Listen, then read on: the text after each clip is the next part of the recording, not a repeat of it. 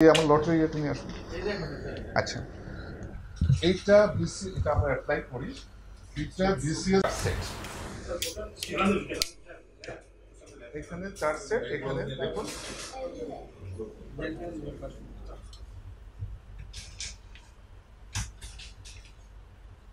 এখানে দেখুন 1 2 3 4 এখানটা কাগজ থাকে। এখানে 1 মানে হয়তো পদ্মা, 2 মানে যমুনা, 3 মানে এইটা আমরা অন্তত 30 থেকে 35 জন থাকি।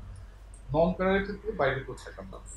আমরা এই পরীক্ষার সময় আজম ছিল, ডক্টর উত্তম ছিলেন মেম্বার, আর কে ছিল, সচিব ছিল প্রফেসর ফারুক সাহেব ছিল। এবং এইটি আমি একটু ভুলে গিয়েছিলাম, যে আমি গল্প করছিলাম যে ঠিক আছে আর পরে করি।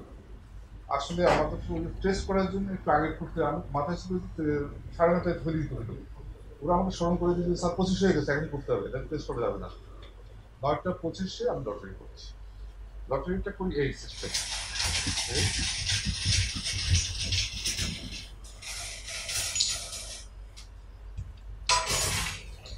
এইটা একমাত্র আল্লাহ ছাড়া লটারির আগে এর যে 3 নাম্বার উঠবে তার পক্ষে সম্ভব। এই 3 নাম্বার প্রশ্ন রাত্রে কিভাবে যাবে, কিন্তু 4টে যেতে হবে। 3 নাম্বার প্রশ্নটা কিভাবে যাবে, যেটা আল্লাহ ছাড়া কারোর জানা সম্ভব না। এটা আপনারা বলবেন। আমি ক্লিয়ার? সব প্রশ্ন আউট হবেই না এটা আমি বলতে পারবো না আপনাকে তদন্তের আগে। হয়েছে এটাও বলতে পারবো না, হয় না এটাও বলতে পারবো না। তবে যদি হয়ে থাকে আমরা আমাদের সর্বোচ্চ, এমনকি আমি স্পেয়ার হব না যদি আমার কোনো সংশ্লিষ্টতা থাকে, এটা আপনাদেরকে আমি নিশ্চিত করতে পারি। আইনের বিষয়ে আছে, 8 জন এসেছিলেন, এখানে আমি তাদের সাথে কথা বলেছি। ওনাদের একটা দাবি হচ্ছে, তারা বারবার বলছিলেন যে তারা 5টি 7টি পরীক্ষায় ফর্ম তুলেছে, 3,000 3,500 টাকা খরচ করেছে, কিন্তু সেখানে পরীক্ষা শুধু 200 মার্কের নৈতিক পরীক্ষার মাধ্যমে 5টা ডিপার্টমেন্ট অ্যাপ্লাই করেছে। এই প্রক্রিয়াটা তাদের কাছে সন্দেহজনক। এবং না, এটা ওদেরকে আমি বুঝিয়ে বলেছি, এটা আপনাদেরকেও জানা থাকলে ভালো হয়।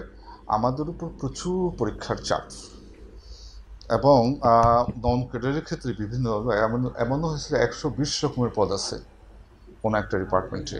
তা 120 রকমের পদের পরীক্ষা নেওয়া পৃথক পৃথক প্রশ্নের ভিত্তিতে, সেটা আমরা কমিশনে বসে এটাকে সহজীকরণ করেছি। যে বাছাই পরীক্ষাটা আমরা ওইভাবে নিয়েছি যে কমন একটা প্রশ্ন করে সবাইকে প্রাথমিকভাবে কমিয়েছি। তারপরে আমরা তার বিষয়ের জ্ঞান পরীক্ষা করার জন্য, সেটা ভাইভাতে হোক বা অন্যভাবে হোক, ভাইভাতে হলে 2 জন এক্সপার্ট রেখেছি। তো সেখানে কারো ক্ষতি হওয়া বা লাভ হওয়ার কোনো সুযোগ নেই। তো এবং ওইটা কিন্তু 5টা পরীক্ষার জন্যই প্রযোজ্য হবে। যদি পাশ করে থাকেন 5টাই উনি পাশ করেছেন ধরে নেওয়া হবে। ওরা হয়তো বুঝতে হয়তো দূরত্ব আছে। ওদের একটা ছোট্ট অভিযোগ, সেটা হচ্ছে যে তারা বলছেন যে পিএসসি নিয়ম অনুযায়ী প্রথমে প্রিলি, তারপরে রিটেন, তারপর ভাইভা। সেই অনুযায়ী তারা শুধু আপনারা নাকি এরকম করছেন যে শুধু প্রিলি বা নৈতিক প্রশ্ন, এটা আপনার এটা কমিশনের কিছু এখতিয়ার আছে। কমিশন বসে যদি কোনো কিছু সহজীকরণ কম সময়ের মধ্যে সমাধান করার জন্য কোনো উদ্যোগ নেয় সৎ উদ্দেশ্যে, সেটি কমিশনে সবাই বসে আলোচনা করে সিদ্ধান্ত